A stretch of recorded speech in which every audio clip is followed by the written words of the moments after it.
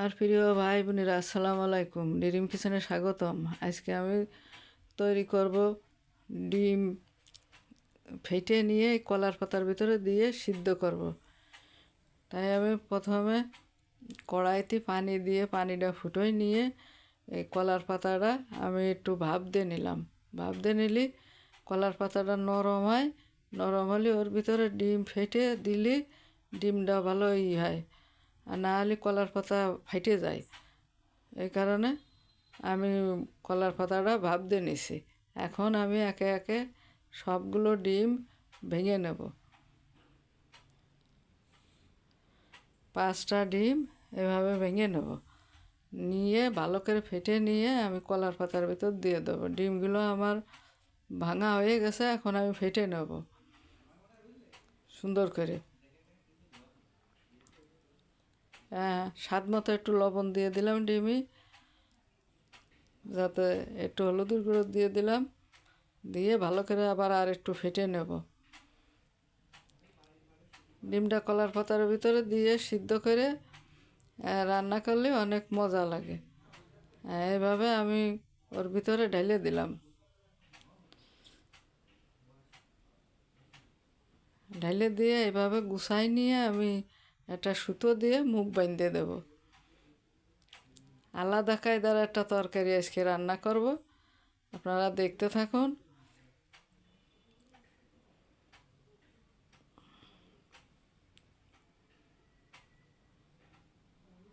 এখন আমি একটা শোলার ভিতরে দিয়ে আমি কড়াইয়ের পর দিয়ে দেবো। এভাবে আমি কলার পাতাটা দিয়ে দেবো, যাতে ভালো সিদ্ধ হয়।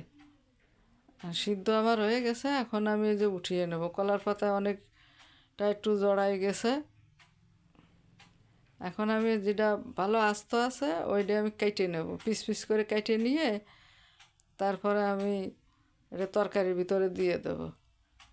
এরকম সুন্দর করে কেটে নেব। খুবই ভালো একটা আইডিয়া, খুবই ভালো একটা তরকারি। এভাবে রান্না করলে খুবই সুস্বাদু হয়। এখন আমি তো কড়াইতে তেল দিয়ে দেবো, দিয়ে পেঁয়াজ কুচি দিয়ে দেবো। একটু নাড়ে নিয়ে একটু লাল লাল হলে আমি ওই আরও যে মশলা আছে ওই মশলাগুলো দিয়ে দেবো। এবার হলো জিরে বাটা আর গরম মশলা বাটা দিয়ে দিলাম। এর হচ্ছে রসুন আর আদা বাটা। এটা হচ্ছে হলুদের গুঁড়ো, এটা হলো শুকনো মরিচের গুঁড়ো, এইটা হচ্ছে হলুদের গুঁড়ো। আগে দিছি ডালচিনি, মশলা দিছি গরম মশলা, আর স্বাদ মতো লবণ দিয়ে দিলাম। দিয়ে ভালো করে মশলাটা কষিয়ে নেব।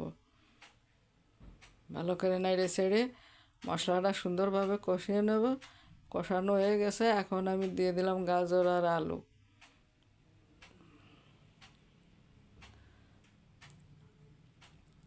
এখন আমি দিয়ে দিলাম টমেটো। দিয়ে ভালো করে আমি নেড়ে ছেড়ে একটু কষানোর জন্য একটু পানি দিয়ে দেবো, যাতে তরকারিটা একটু সিদ্ধ হয়। তরকারিটা সিদ্ধ হলে একটু নরম হয়।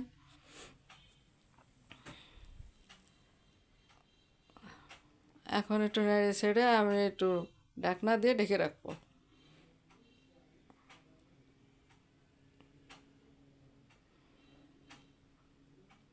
পানিটা টাইনিয়ে গেছে, এখন আমি আর একটু নেড়ে ছেড়ে ঝোলের পানি দিয়ে দেবো। এখন দিয়ে দিলাম টক দই।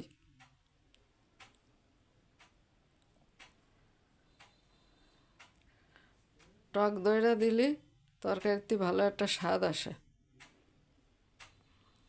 ঝোলের পানি এখন দিয়ে দেব।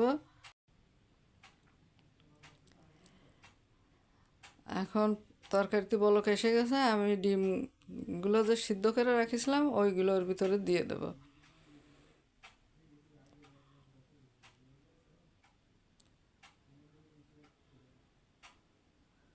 ভালো করে নাড়ে ছেড়ে দিলাম। এখন একটু 1 চামচ চিনি দিয়ে দিলাম। টক দই দেওয়া হয়েছে, 1 চামচ চিনি দিলে তরকারিটার ফ্লেভারটা খুব ভালো হবে। এখন নামানোর আগে আমি একটু ধনিয়ার পাতা দিয়ে নামিয়ে নেব।